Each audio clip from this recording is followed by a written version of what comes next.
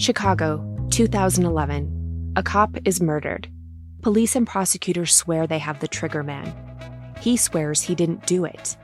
How far will each side go to prove they're right? Like it's just one bombshell after another, where you're like, what? The story of a PlayStation, a brain-eating amoeba, and the relentless pursuit of justice. Off Duty, out now. Listen wherever you get your podcasts.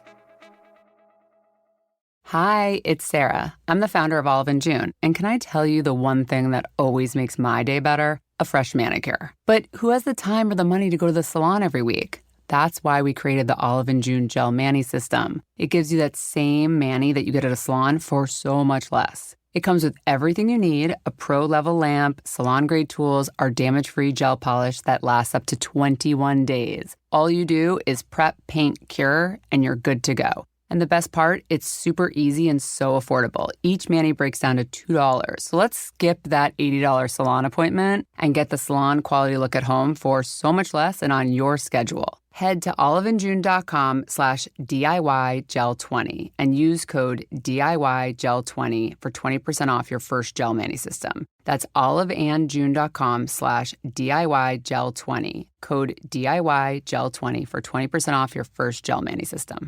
Missed calls, slow replies, messages scattered everywhere. If you're running a business, that's not just annoying, it's revenue slipping away. That's where Quo comes in. Spelled Q-U-O. Quo is the #1 rated business phone system on G2. One shared business number for calls and texts. Stop missing customers. Start capturing every opportunity. Try Quo free and get 20% off your first 6 months at quo.com/tech. That's QUO.com/tech. Quo. No missed calls, no missed customers. Hello, everyone, and welcome to the Psych Legal Pop Podcast. This is a podcast where we talk about popular culture through the lens of an attorney and a therapist. I'm Brooke Brigham. I'm the attorney. And I'm Tess Brigham. I'm the therapist. And today we are going to be talking about a documentary that's currently playing on Hulu. And it's called Trophy Wife: Murder on Safari. And just quickly, this documentary explores the investigation into dentist Larry Rudolph following the October 2016 death of his wife, Bianca, while on a safari in Zambia.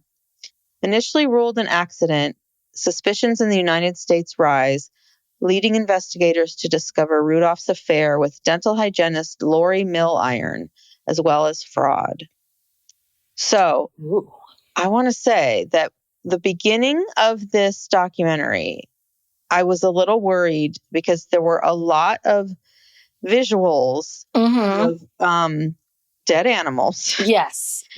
And that were disturbing, and also being in a dentist's office, getting dental procedures. And I'm like, I don't know if I can handle this for 3 hours or 2.5 hours. So this is like high level. I thought it was a good documentary. But I ended up, and I mean, in the end, it was a really good documentary and very interesting. But I was a little, don't let it scare you. Okay. If you have to fast forward through like the first 5-10 minutes of it, go ahead, because it's a lot. Well, one thing I noticed is they tell you everything that's about to happen in the first 3 to 4 minutes of the episode. And I know what you're talking about, that's when the dead animals were coming fast and furious. And then they're showing images of a steak on a thing and this and this and this. I was like, what is going on? But yeah, once you get past that and you get into the story. Now, this was 3 parts. Could have been 2. Okay. Mm-hmm. There were some things in there that were like, I don't know if we need this, but there are some characters in this episode. There are some characters that were, and not just Larry. Larry's something, but my whole thing the whole time I was watching it was, I don't get this big game shooting stuff. I don't get it. Immoral. I find it, I'm sorry if anybody out there is into, I don't know. I find that it's immoral. And there's no reason for it. It's cruel. And then you take this trophy, they call them trophies, they kill these animals, they cut the heads off, and then they hang them on their wall. Yeah. And this guy, this Larry Rudolph, so he was big into this. He was a big game hunter. And so was his wife, Bianca. Yes. So they would regularly go to Africa, go on these safaris and kill these big animals. And I guess what they do, they ship them back to the United States or have them. That was my question. I was so confused because listen, we see one point at which like a leopard or a tiger eats hyena or something. And you see, it's really fascinating. You see them take this animal like up a tree and sort of they're like, okay, that's the natural order of things. That's the circle of life. That's, that's, all of those things. Yeah. But I was like, so if you're coming in and you're shooting these animals, how is that a sport? Do you know what I mean? Like, I don't get this as how this is a sport. It feels like it's really geared towards the person with the gun. It doesn't feel even. And then what do you do? I mean, are you using the meat for something? It just feels wasteful. It's like, what are you doing with these animals? So you just chop the heads off, you take the head home, and then the rest of it goes to waste. I mean, that's a good question. I don't know if they just leave it there for the other animals to eat. Okay. I mean, probably that's what happens because that is once all the humans leave, then the other animals will just come in and eat it. But it's just why are you interfering with nature in that way? I mean, I guess you could argue that, we eat meat and they raise these cows and then kill them and we eat our hamburgers and all of that. But there's also something just offensive about this going to another country that need, and this is a source of income for them that they need, and exploiting that or maybe it helps their economy. I don't know. I mean, I'm sure there's arguments in both directions. Yeah. But also like a lot of these animals are extinct. Like later on, they talk about in not Namibia. What country was that? Where I forget which country it was. Where did the Zambia. They were talking about how there are no more rhinos left there. Everyone has killed them. Wow. Well, that's not good. Yeah, they come in like some of these animals are on the verge of extinction in some of these places, and now there's no more rhinos in Zambia.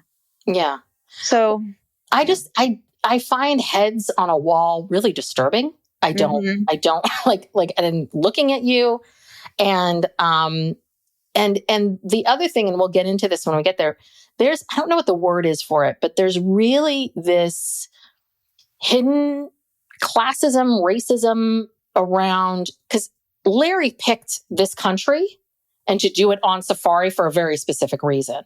You know what I mean? There is that feeling of, he says that I'm an American and I don't know it's just this coded racism. And like countryism, the superior we're better. I don't know what the word is for it.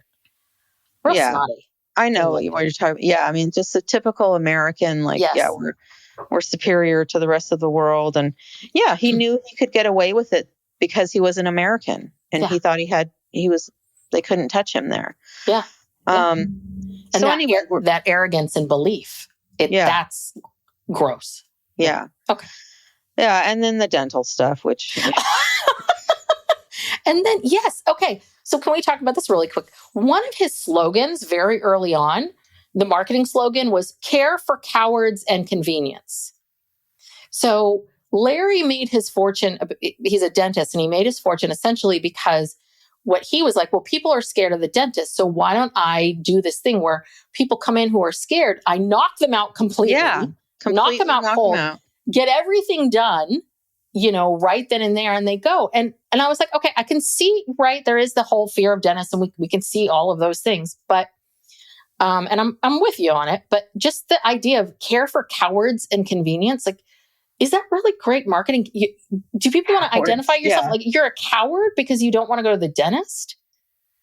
I don't know. That bugged me. It was just a little bit. I would be so insulted by that. I would be like, how dare, calling me a coward? Anyway. Well, I don't know. People fell for it because he was rich. Anyhow.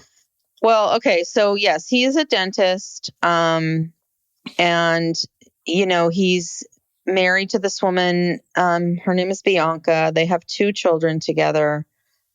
This is in Pittsburgh, Yes. where they live and work. And so the story is told through the people who worked for him in his dental office. And he was very successful. You know, he had a partner that he started out with. And that guy's name was Dr. Tim Runco. Yeah. That was his first partner. And something happened they had a falling out. I can't remember. My notes are terrible on this. Why don't you start? Okay. It's okay. So yeah, it's Pittsburgh, and we start off learning all about Larry. So Larry, the first episode is called Jekyll and Hyde. So Larry's a bit of a Jekyll and Hyde, that he could be very charming and nice and gracious in some ways, and then at the same time really arrogant, you know, exactly the kind of person that you would think that would go shoot an extinct animal in another country and bring the damn thing back home. That's who he was. And so we learned that he and his wife built, he's been married for a long time, 30, I guess when she died, about 37 years, that he built this business with Bianca. This was sort of his marketing thing, was that, you know, I'm going to knock you out and get all this stuff done. And this is what makes me special and different. And we meet a lot of women who, worked for him, the other dental hygienists, the other women that worked in the office. And we learned very quickly that Bianca was she had green eyes and auburn hair, but every woman that worked in the office was blonde. And it became very clear that Larry hit on everybody, hit on lots and lots of women, that he was always had a wandering eye. Well, he was a cheater. He was more than that. Cheater. He always had he always had a girlfriend on the side and was a big cheater. And there was a dental hygienist in his office named Lori Milliron, who he started this long-term affair with. They were together like 15 years. So it was this long-term affair. And then he cheated. And I was reading an article with the director, and the director of the documentary was saying there were so many affairs that they didn't even introduce them all. They couldn't, because it was too confusing. They just kind of wanted to make the point, like, listen, he's had this long-term affair with Lori, plus on top of that, he's sleeping with a bunch of other women. And on a regular basis, I'm sure he was hitting on patients. I'm sure he was hitting on the women he was hitting on the women in the office. I think he was everywhere. So we learned this story pretty early on a trip to Africa. Larry tells the story that he was fishing. He was fishing one day, and that he reached down with his hand to grab the fish, and a crocodile jumped up and bit his thumb off. And you see the picture where it's like literally the thumb is kind of like hanging on by a thread. And it didn't get his fingers, even though he said, I reached my hand in. Didn't get his fingers. The crocodile just got the thumb and then rolled him over.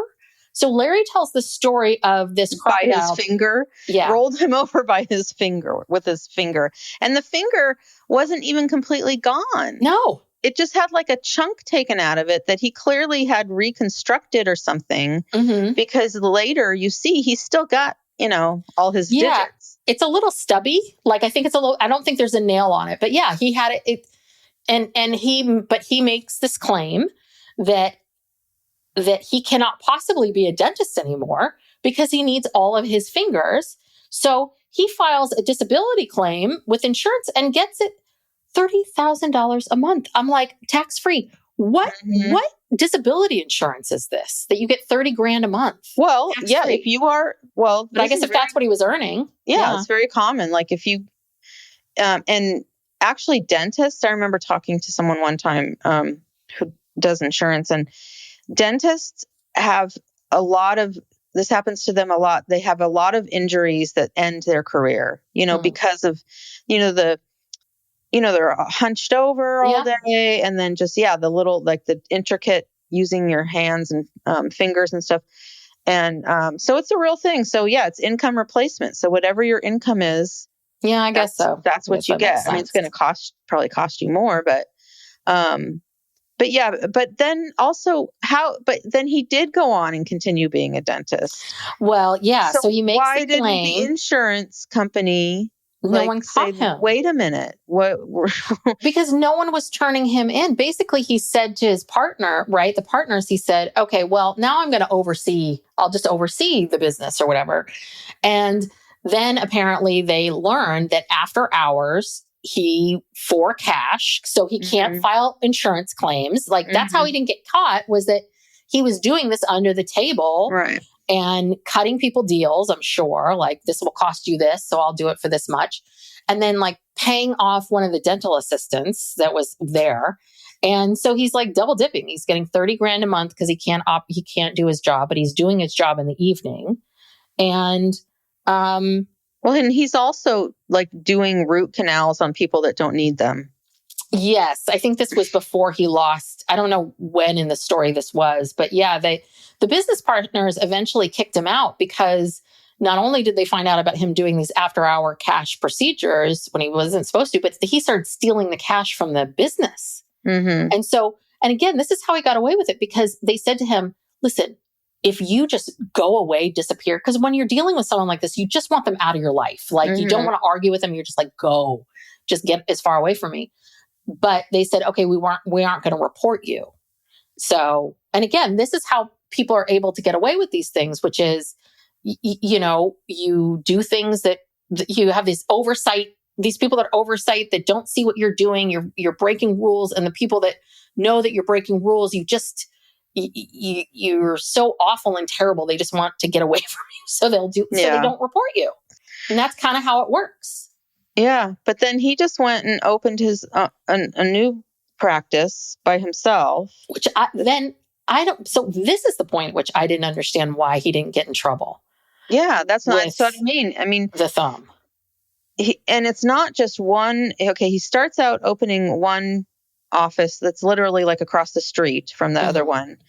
But then he starts opening all these smaller satellite offices like at the mall. Yeah. And all over town. And so, he's got commercials and billboards, and he's not even hiding. No. He's out there. Yeah. And I think this is when he started doing that.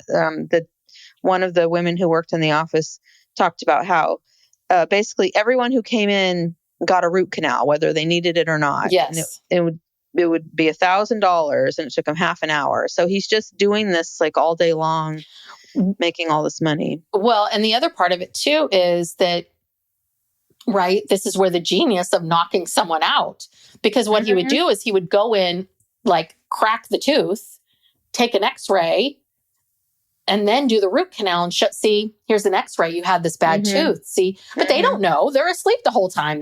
You have no idea what's going on. So he was making people do a lot of unnecessary treatments.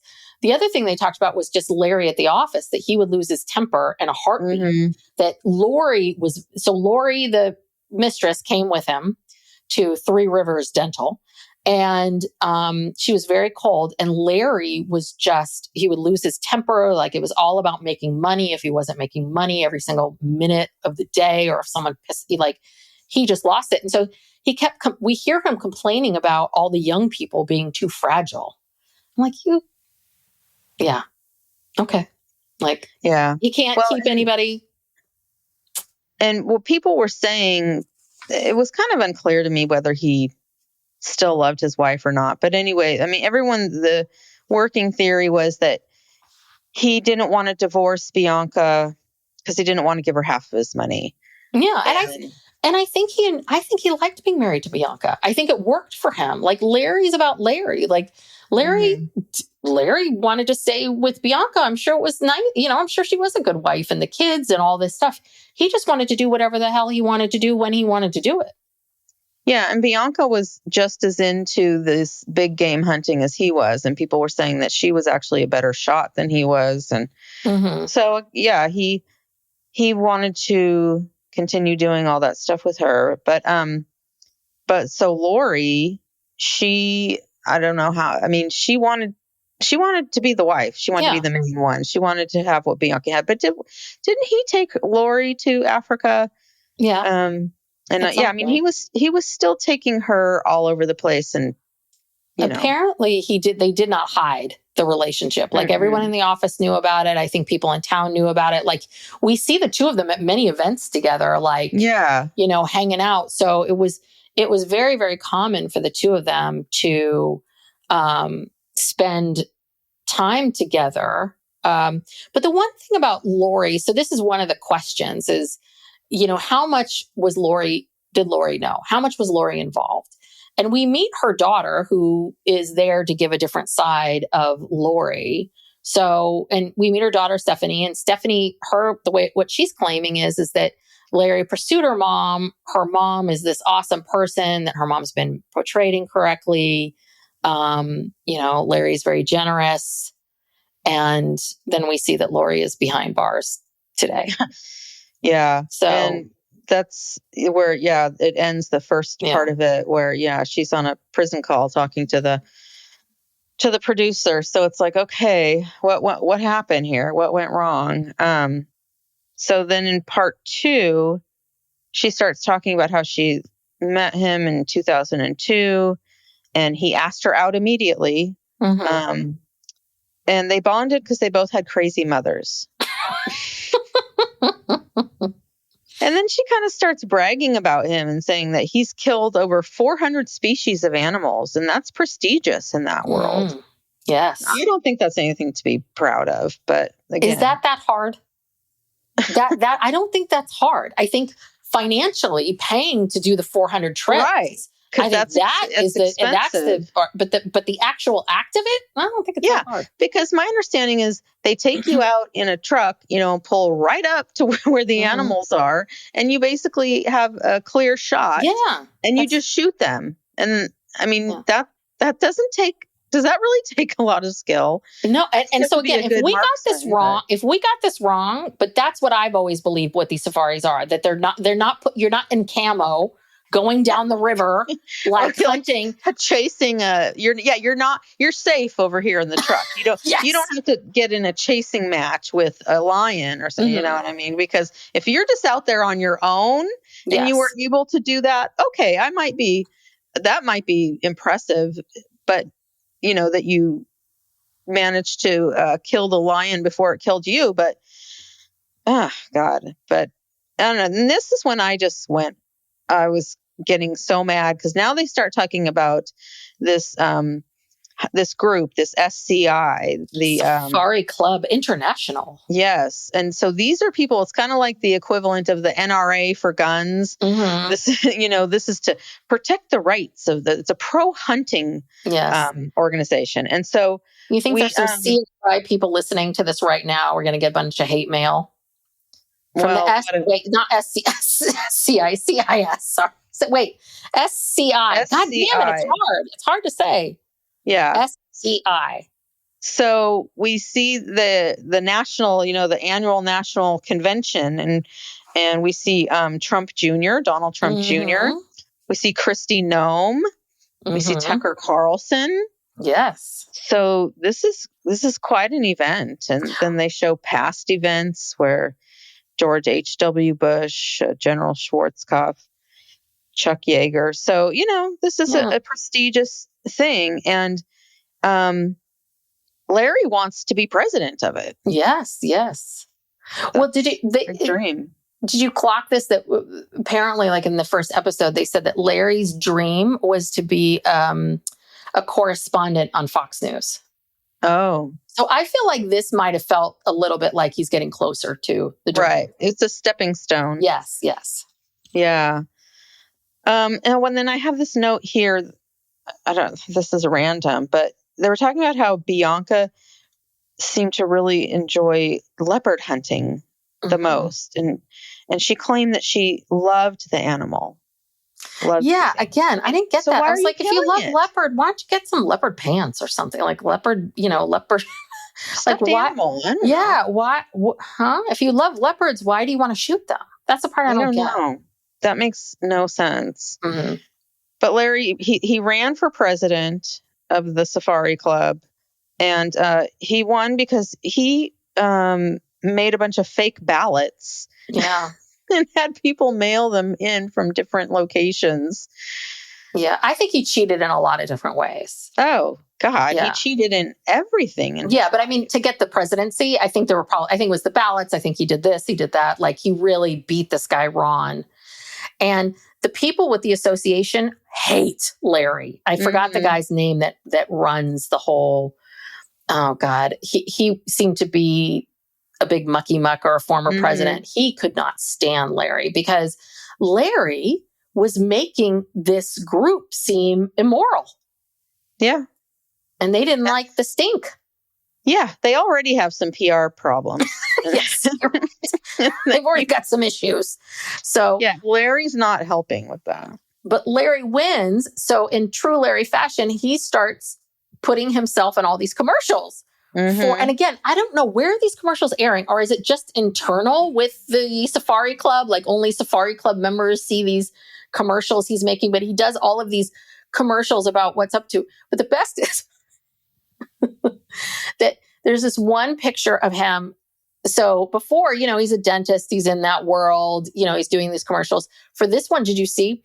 He's wearing like a safari, like one of those safari shirts with the sleeves cut off. Like he was like, ooh, this is my hunter, my wild game hunter outfit. Did you clock that? Yeah, it was just so pathetic. Yeah. And then we see Sarah Palin.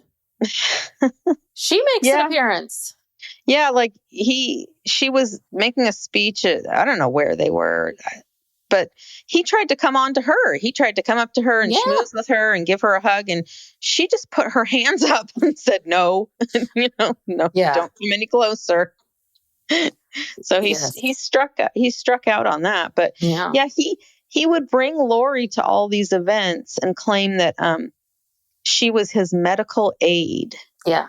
She's a dental hygienist. Yes. If he's having a heart attack, I don't think he needs his teeth cleaned. So, no, that was just the story that they were telling people. Oh, and I love this. I forget who he sent. Who did he send the bouquet of flowers with a dildo in it? Someone that worked in the office. One of the, I believe, I thought it was at his the dental office. I don't know. Now I'm thinking, is it maybe the office of the Safari Club? The Safari Club. Yeah, I don't know. But this was where they were like, he's going to these events, these Safari Club events with Lori. And that's what's pissing her. Everyone knows you're married to Bianca. And it's like, this is such a bad look for us. They're all mad because it's such a bad look. And, they're like, this is not acceptable for the president of the SCI to be a philanderer. So they removed him. Yes. They started an investigation and kicked him out. I swear to God, I thought the next thing they were going to tell me is he was stealing money from the club. Yeah, he wasn't there very long. He wasn't there long enough to start stealing because they kicked him out. Yeah. But maybe anyway, so then, okay, we're still, they kept putting up these things like 2 years before the murder, 6 years after the murder, 4 years before the murder. It's like, you people are confusing me. I didn't like that. But anyway, okay, this is 2 years before the murder. Larry and Bianca moved to Arizona into this beautiful house. And things kind of seemed good, I guess. Well, but things were kind of sort of unraveling. Like, I think the affairs were coming to light. I think Bianca was starting to figure some things out, that there was something going on. But she was very, we meet some of her good friends, and her friend was like, but she was determined to stay married, didn't want to divorce him, didn't want to, she wanted to support him. And so I think that this was a little bit of his, maybe to appease her a bit, was like, okay, let's move, let's get away from Lori. I'll get away from Lori or whatever it is. Let's go to Arizona. And then Lori was left running the businesses for him, which that was weird. Like, okay, then how do you have a dental hygienist? Like, who's your dentist? So he must have hired other dentists. Yeah, I think she kind of became like the office manager. And, Larry's, she finally got fed up because, she's here working her ass off and he's in Arizona with Bianca. Yeah. And I'm sure he's still seeing Lori and, when he can. But this is where she gives him an ultimatum. And she disputes this, but yes. But this is their theory. This was that she basically gives him an ultimatum and he had 1 year to get away from Bianca and to be with her. And so wasn't it that woman, Anna, who was a friend of hers who kind of overstated what this ultimatum meant? Yes. Yes. There was some dispute of is that how Anna characterized it from the beginning as an ultimatum or if it was something else. But again, you can argue that saying to someone, you have a year, if you say to someone, I told him he has a year to divorce his wife or we're done. I mean, that is an ultimatum. It is. Right. But what they were trying to say at trial was that the ultimatum was that he had to get rid of her, meaning kill her. And that's how that. And that's how they were able to tie Lori and say that right. Because she was part of it. Yeah. Later some other stuff comes out, but yeah, it was rumored that this ultimatum was more than just like, well, divorce her. You have a year to divorce her. It was more like you have a year to literally get rid of her. Yeah.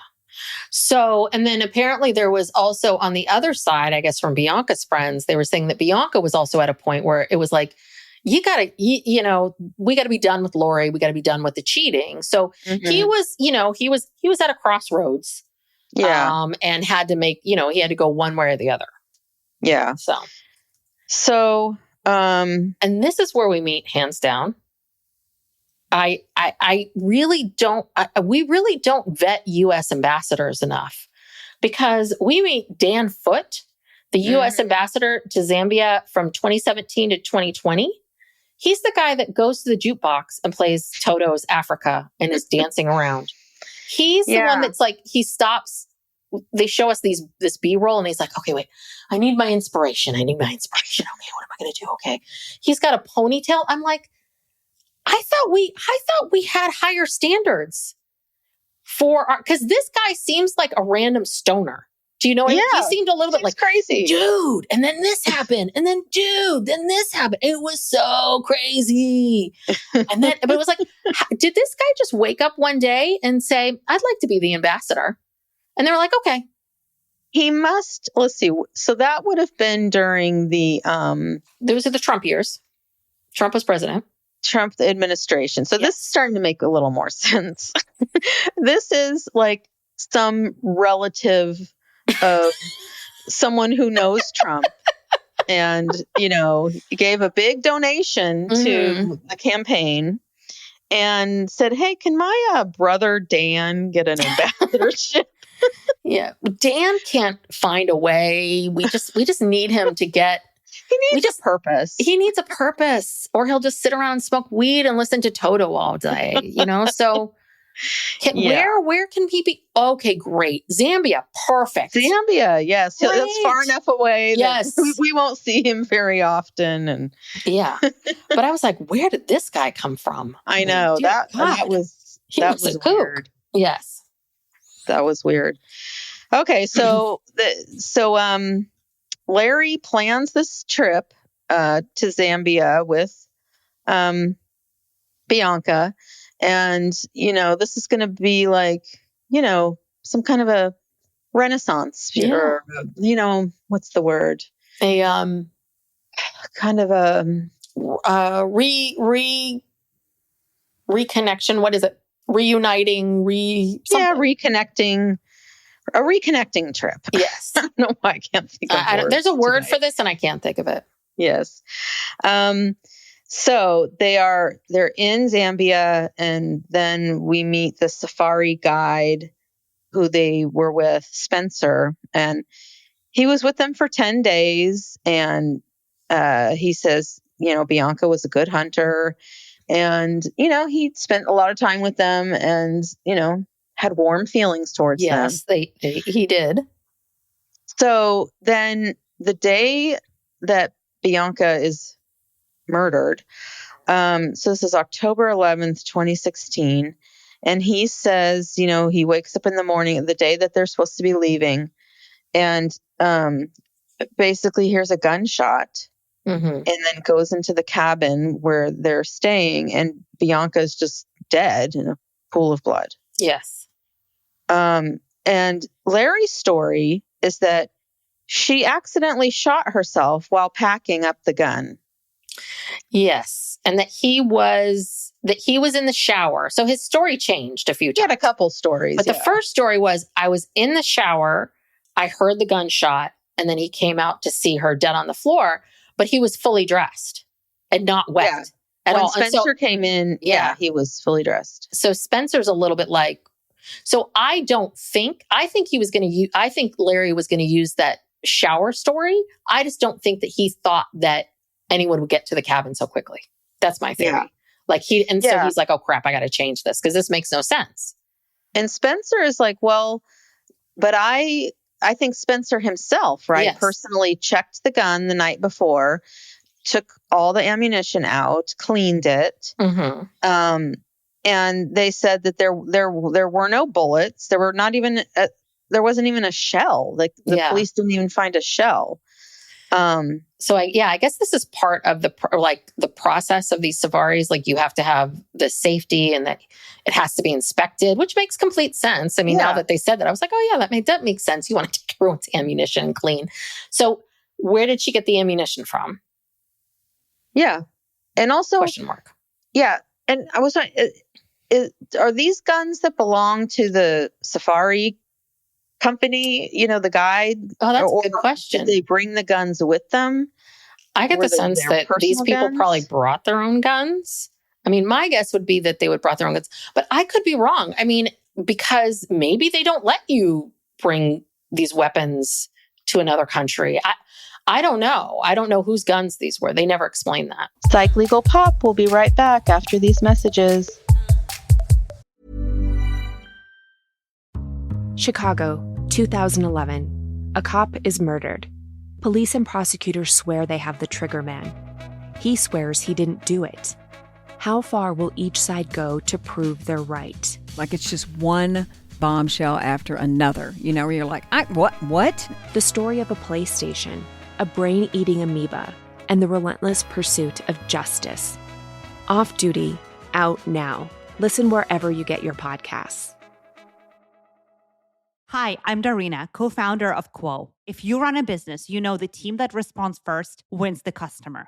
You've probably opened your phone to a bunch of missed calls and no voicemails. Those are missed opportunities and exactly why we built Quo. Quo is the business phone system that helps your team handle every call and text right away. Join over 90,000 businesses that win more customers with Quo. Try Quo for free at quo.com/tech. That's quo.com/tech.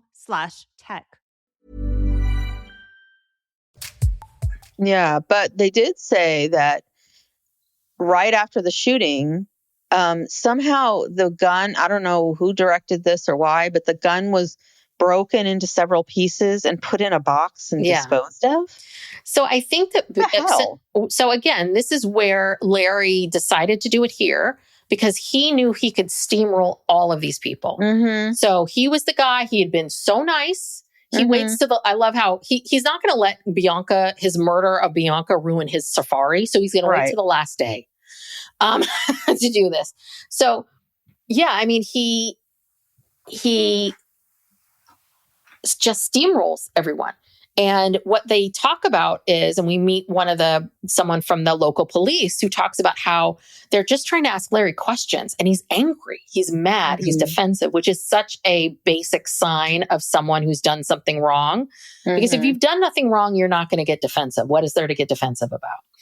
So apparently it was just, Larry tried to bribe the funeral parlor. I guess they intervened. He was rushing. He wanted to get this medical examination done and over with. And he wanted her cremated, boom, like that.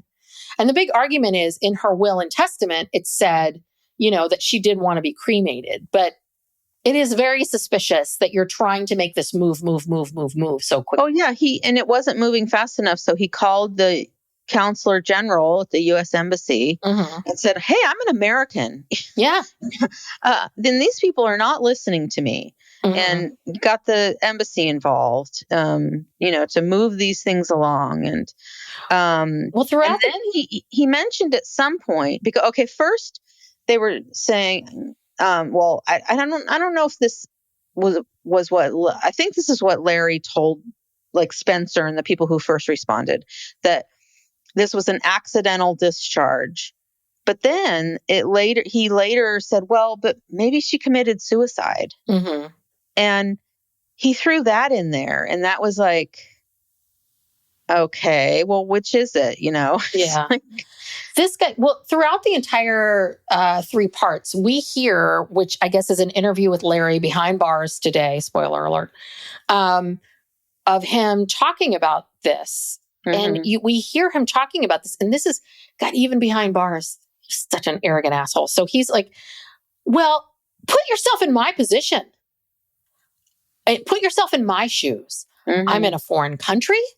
I'm an American citizen. It's like, that's what he was saying, basically. So you idiot, stop and listen to me for a second. How dare you question my story? Yeah, right. Anyway. So yeah, he was not detained in any way. He just left Africa, I guess, with her ashes and came home back to Pittsburgh. And I couldn't really tell at what point in here did he inform his kids. It seemed like he didn't inform his kids for, I don't know, a while. And then the daughter was not interviewed for this. And her name is Anna Bianca. Yes. Which is actually a pretty name. And so, but the son was talking about it, and the son was saying that he basically just wouldn't talk to them about it. Said, well, your mom's dead. She killed herself, or I don't know what happened. Gun went off, and then he just moves on to 3 months after the murder. Lori moves into that house in Arizona that had all the dead animals everywhere. Yeah, and they start building a new house around the corner and building their life. Yeah. Well, so, and then we learn that, because we meet his insurance agent, we learn that Bianca had taken out a life insurance policy before, and apparently Larry was very anxious about getting this done. I'm sure he wanted to get it done and signed before he left for this trip. But apparently his insurance agent that we meet had no idea how many policies that he had on her. There were, where's the number? There were 9 policies by 7 different companies for a total of $4.8 million. Yeah. Very suspicious. Very suspicious. Yes. So then they're talking about, Larry and Lori are living it up. In Arizona, in Phoenix. And they are just living the life. And they have this steakhouse, Steak 44, where they like to frequent. And so when, I guess this guy, I think he maybe just called in like an anonymous tip line or something for the FBI. The bartender? Yeah. Brian Lovelace. Brian Lovelace, bartender at Steak 44, said one night they came in and they were sitting at the bar and they were kind of fighting. And he said the music was kind of loud, but then the music kind of transitioned to something lower, or there was a break in the music. And at that point, he heard Larry say, "I killed my fucking wife for you," and got up and stormed out. And so that got, the FBI's attention. And we also learned, though, that it got the FBI's attention, but we learned that, because this is 4 years after the murder, that many other people had been calling about this too. All the people at the dental office. All the people at the dental office are calling, going, Bianca's friends are calling, going, this makes no sense. And the Safari Club people. The Safari Club people hate him. So they're calling in all of their tips and everything that they know about him. So apparently they had been collecting all of this information for a while. Anyway. Yeah. So they start looking into it. And so there's 3 agents that seem to be on this case. And so first they try to recreate, well, what happened. They didn't have a lot of good evidence because she was cremated. And there was something like the autopsy report that was done in Africa had problems with it. Yeah, it was very rushed. I mean, they had no body. Larry brought a weapon, so they had no weapon. And it was many years later. And it was in a foreign country. So they were they didn't have a lot. But they decided they did have enough information from the autopsy to know, how many centimeters the bullet penetrated, and something about, when it went in the body,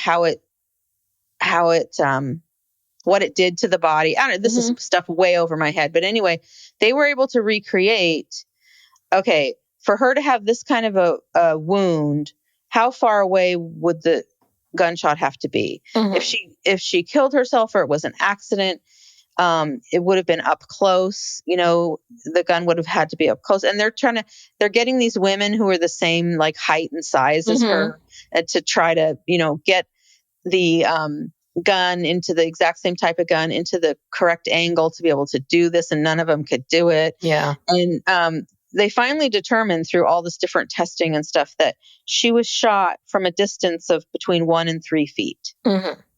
Okay. So she did not kill herself. Yeah. They determined that they, I guess apparently like 50 different women they did this with, and only one could even pull the trigger. And that was because she was a gymnast and she was very flexible. So, yeah. And also, this is the other thing too, is she obviously has, she loves these safaris. She loves to hunt. Isn't it sort of the first rule of all gun safety that you never point the gun, even loaded, unloaded, at a person? So why would you be trying to clean it or change it if the barrel is like directly at you? That makes no sense. Yeah. And also, anyway, of course, because this is all a lie. But yeah. And then, like you said, there's different stories about where was Larry when this happened. Was he in the shower? I guess he told someone he was on the toilet. He told someone else he was drinking coffee outside. Yeah. I mean, this guy's not even a good, criminal. No. Well, it's his arrogance. As we learn, his arrogance is his downfall. Yes. Yeah. And this is where it comes out again that they're focusing on, Lori's ultimatum, and which I don't know that I don't know if she told him to kill her. I don't really, I'm not sure I really believe that. But. I mean, I don't know. I think that Lori probably gave him lots of versions of ultimatums, but the way that Lori and her daughter are portraying it, they were really portraying it as like Lori was fine. Oh, Lori's so innocent. Lori's fine. She was fine being, the other woman and all these, but what bugged me was like, they never, again, I've said this many times. I don't think people who cheat are bad people, but you do need to take into consideration, like, yeah, she's having a long-term affair with someone for 15 years. I mean, that isn't great. No. It's not a positive. And they're sort of the daughter's waxing poetic about the mom. And it's like, well, I would like to hear a little bit more realistic. Like, listen, my mom wasn't perfect. She was in love with this guy. She was controlled by this guy, in love with him, and didn't know. But yeah, I don't think Lori wants that portrayed. No, he was controlling both of them. And then also around the same time, another piece of evidence was that Bianca had discovered the affair. Why did it take her 15 years to discover this affair? I don't know. But she gave Larry an ultimatum and said to fire Lori. Yeah. Which he was not going to do. Well, he told Bianca, I'll fire her. And then they told everyone in the office, if my wife calls, tell him that I fired Lori. I mean, it's crazy. Unbelievable. Yeah. Sorry. Can we go back really quick? Because I have a question. Remember when we're interviewing one of the women in the office, and she had been working there 23 years. And then she said, she finally left because of the abuse. And then she said she would have had a really nice nest egg Oh yeah, that made no retirement sense to me. And she said, because she lost her 401k. And what I don't understand is that, so did he steal all your money from the 401k? Is this what you're finding out? Like none of the money was ever put away? And how do you get away with that for 23 years? And Yeah, I didn't understand that. I didn't understand that. Just because you leave a job, you don't lose your 401k. Yeah. That's your money.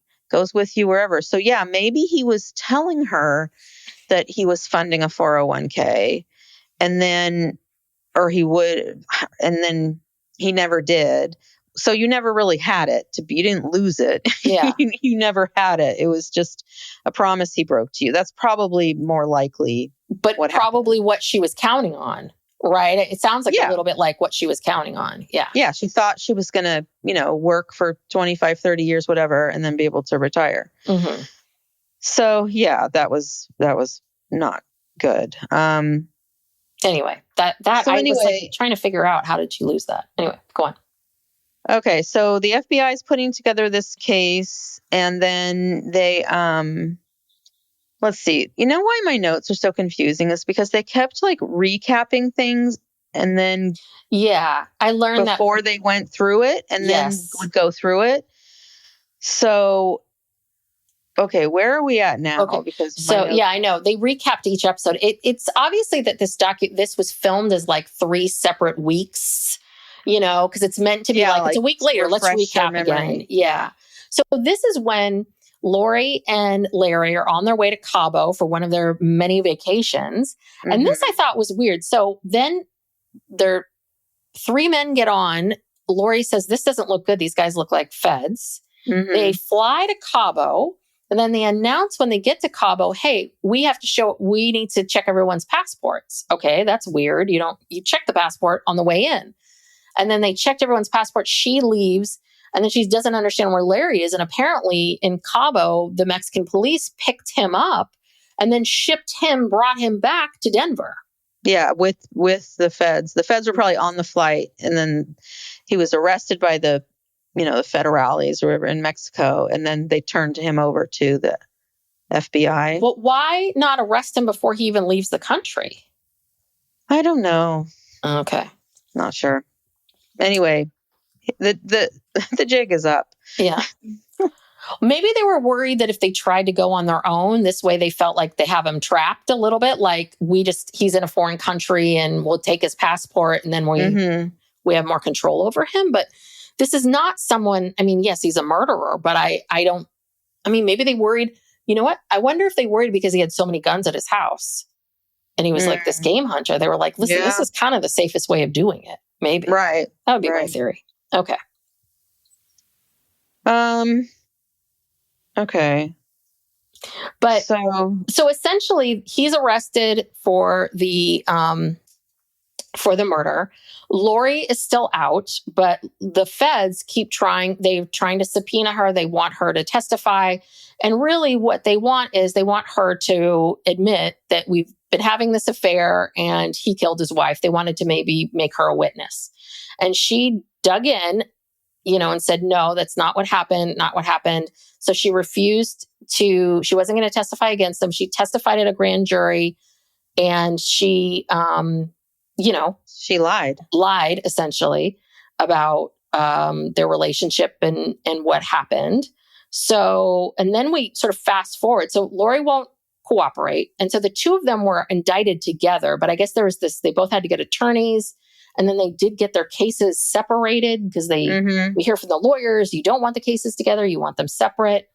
And well, she was part when I didn't know, never mind.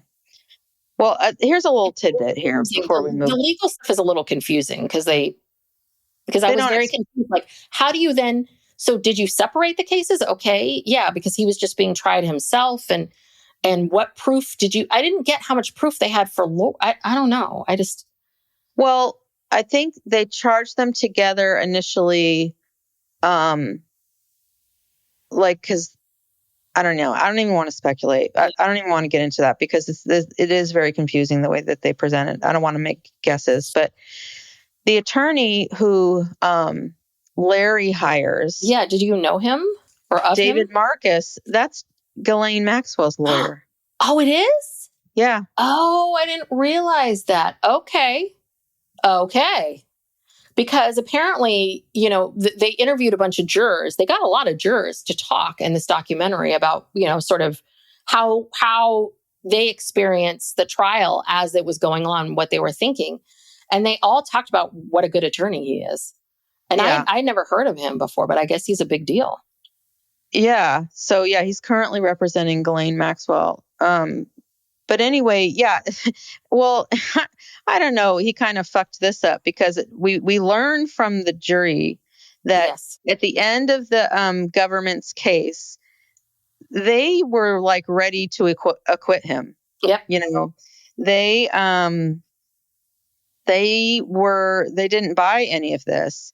But in the opening statements, David Marcus told them that Larry was going to testify, and he knew that the defense was ahead, that the jury was skeptical. But he said, "But when you promise jurors things, you have to deliver."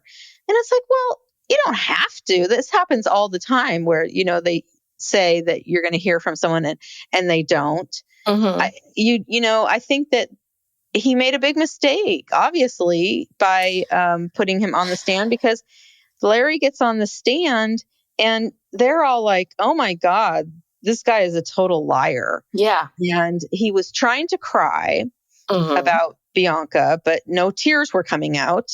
And everything was insincere.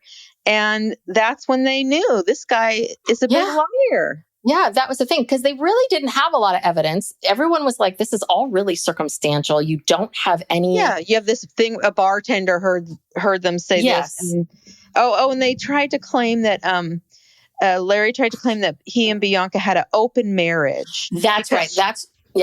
Because she wanted to be able to be with other men. Okay, well, they weren't buying that at all. Yeah. So in the end, it was Larry.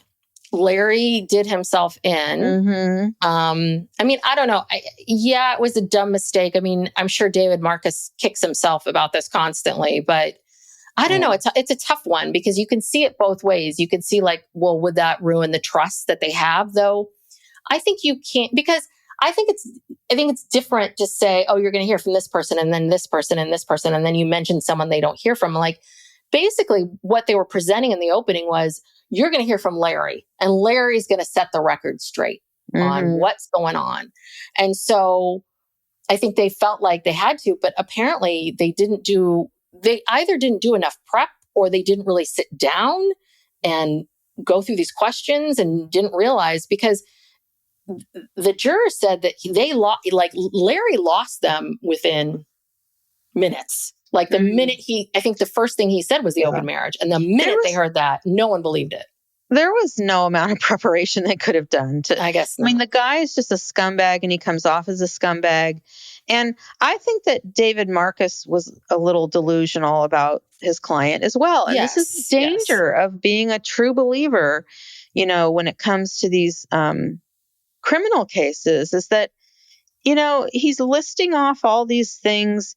It's like, oh, the crime scene was a mess, and the autopsy was a mess, and there was an explanation for the life insurance, and it got put in a trust, and it was for her kids, and but we didn't see any proof of this. What bugged me was he kept listing this stuff, and it was like, because the prosecutors were saying, their defense was, every time something would come up that didn't make sense, they would have some sort of random story that kind of explained it away. And so I am very, I don't know what David Marcus was thinking. It didn't work. Yeah, no, this was a disaster. So then they put, first Larry gets sentenced to life in prison. Yeah. So then we have the trial of Lori, and Lori's represented by an interesting character. Attorney John Dill. John Dill, and his motto is, he's the real Dill. And if you're a Sister Wives fan, I just laugh so hard, Dill. Deal. Because Deal. that's how they say deal. It's a big deal. Deal. It's like, oh my gosh. Yeah, he's a kook too. And he's not practicing anymore. He got disbarred for, I'm not quite sure for what, but yeah, we didn't even get into that one. yeah, he's sitting there in his Hawaiian shirt. So they have all these charges against her: obstruction of justice, perjury, and accessory after the fact. And for lying to the grand jury. She was facilitating, she's protecting her boyfriend. So she's facilitating this. And things did not go well for her. She was convicted as well. And she got 17 years in prison. Yeah. That seemed, everyone talked about harsh. Excessive, and that is very excessive. I think that, and I wonder, because apparently they said that Lori showed no remorse. Mm-hmm. The character and the person in all of this that I'm most perplexed by is Lori. Like Larry's an arrogant piece of shit, and he's exactly where he needs to be. I hope life is real crappy for you. I hope these prisoners are hunting you down like you did to the animals. Yeah, really. I think that's karma right there. But Lori is perplexing because meeting the daughter has, you usually don't meet the kids of these people. Like usually the daughter seemed very sincere to me. The daughter had a lot of nice things to say about mom, not how she experienced mom. She saw the relationship with Larry very different. Lori, we heard her on the phone from prison. I don't know how much I believe or don't believe. I don't know how, she's kind of got an icy blonde way about her, but apparently at trial she showed no remorse for Bianca's children, and she took no ownership. Now I understand that if she felt like she's saying I didn't do this, I understand you not taking ownership of it, but she's perplexing. Like, so at the same time, you don't seem to have any remorse for any of this. Because you knew Bianca, you both worked at this place. You have, Yeah. And kids, you must have had a relationship with these children in some form. Yeah.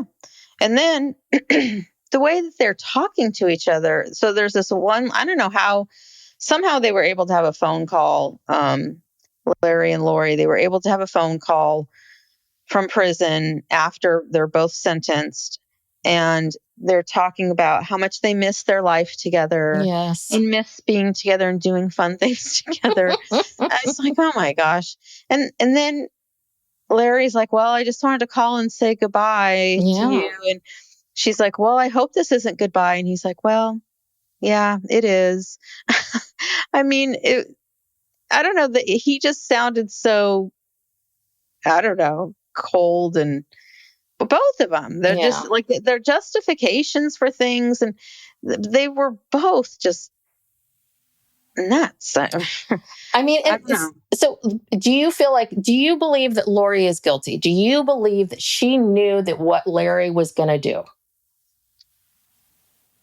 God, that's hard to say. Did she know in advance that he was going to go to Africa and kill his wife? I don't think so. But do you feel like after the fact he told her that he did it and that she was lying for him?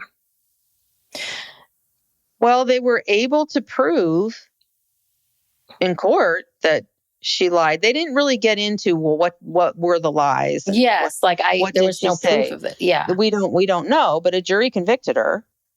So they must have believed whatever evidence they had. She was lying about something to the grand jury. So I don't know. I mean, it's hard to know. I mean, is she as cold and calculated as he is?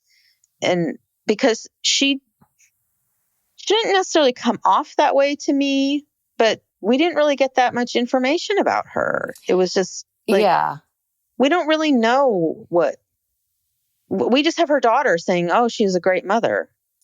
Yeah. They didn't really give us anything else to go. I mean, she was having an affair for 15 years with this guy and was acting like his wife most of the time. And people have long-term affairs. Okay, I give you that. The one question I have with her, and I think this is more telling, is how aware of all the shady stuff in the business that he was doing. Like, that was the other thing too. It's like, if you're knowingly watching him or know that he's cracking people's teeth when they're asleep and then putting on crowns as a way of getting money, and you're fine with that. Yeah. Then that's the other part. Like, she must have known, right? All of the shady tricks. She knew he was still performing and collecting disability, right? I mean, so I went back and forth on her of like, is she someone that really, maybe was a bad actor in some way, shape, or form, but really wasn't the facilitator of this, because I think it's very different if she knew what was going to happen versus not knowing. And then kind of this guy saying it to her after the fact and feeling a little bit like, oh crap, what do I do with this? And maybe being scared or unsure of what to do. I don't know.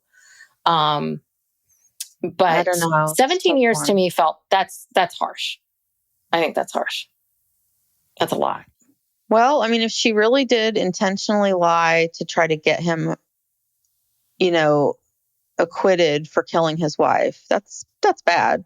Yeah. So, I mean, look, at this point, 17 years is basically a life sentence for her. She's like 65 or, I don't know. Yeah. But interesting. Yeah. Quite but story. They're both appealing their cases. Larry's appealing his case. She's appealing her case because Larry still gets his disability. Yes. Larry's even in prison. Oh my God. Like, can you imagine the commissary that this guy's getting with $30,000 a month, tax free? Yeah. He's everyone's friend. Oh yeah. This is how he's staying alive.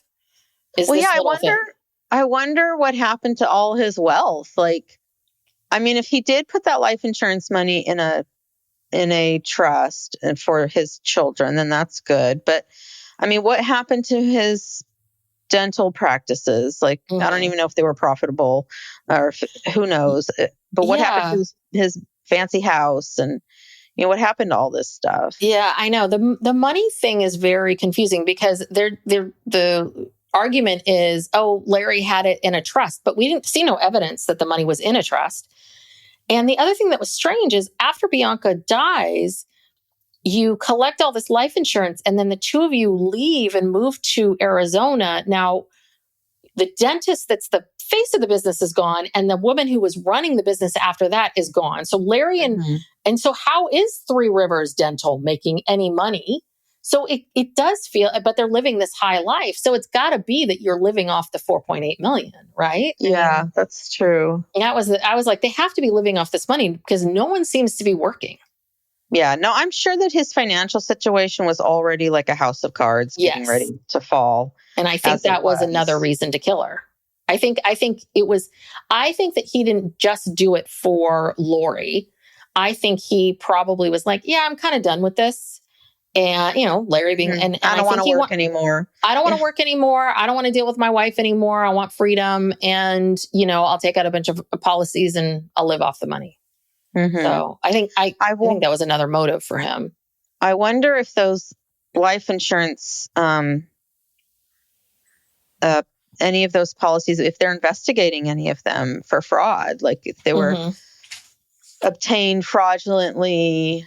And I always thought that if you killed yourself, you couldn't collect, that invalidated the policy, but he was telling people that she might have committed suicide. I don't know. I'm sure there's something going on with those policies. Those companies are trying to figure out a way to get that. Oh God, yeah. And what about the disability insurance? I mean, if he's still collecting it, he's been in prison. I mean, the trial was in 2022, so it's 3 years later. Like, that is still happening.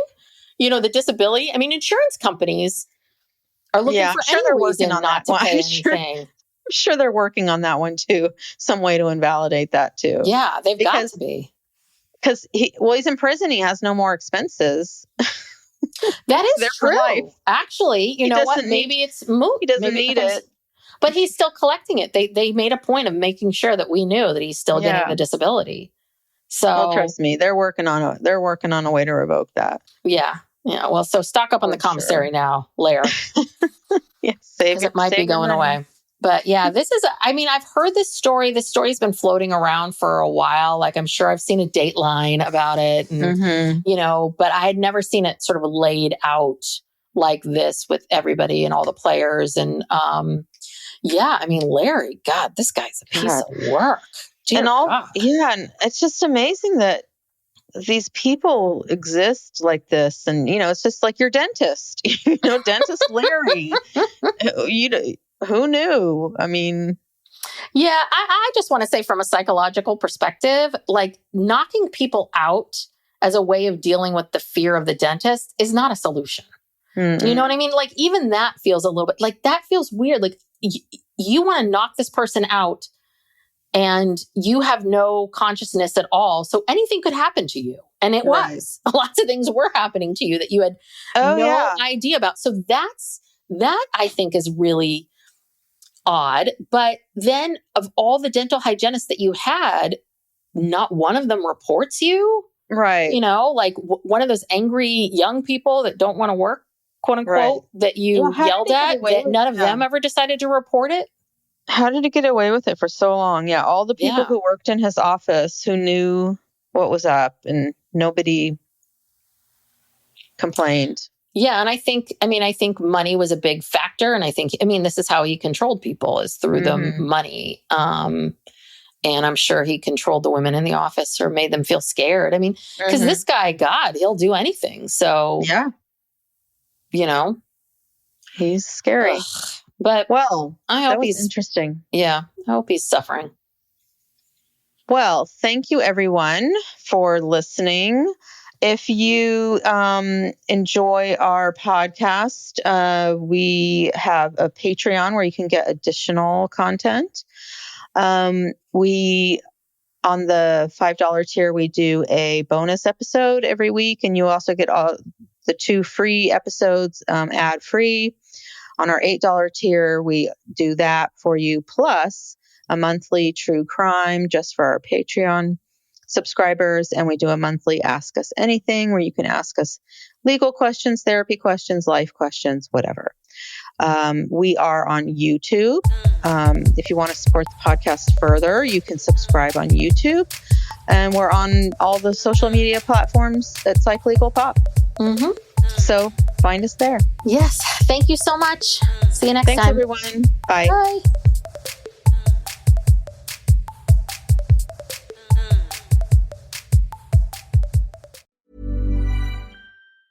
This message comes from Jackson. Taxes aren't something you can only think about once a year. With investments, planning for tax day is year-round. Fortunately, Jackson offers tax-efficient products. Visit jackson.com for more information on how our products can make your tax bill a little bit less painful. Jackson is short for Jackson Financial Incorporated, Jackson National Life Insurance Company, Lansing, Michigan, and Jackson National Life Insurance Company of New York, Purchase, New York. That new thing? Yeah, we've got it. The Drop by GNC, bringing you all the newness that matters, handpicked by the pros who actually know what's up and what's proven to work. We keep you on top of the trends and dialed into what's next. Whether you're crushing it at the gym, leveling up your game, or thriving every day, The Drop by GNC is where the latest solutions in health and wellness land first. Non-stop innovation and fresh finds daily. Explore what's new and what's next on The Drop by GNC.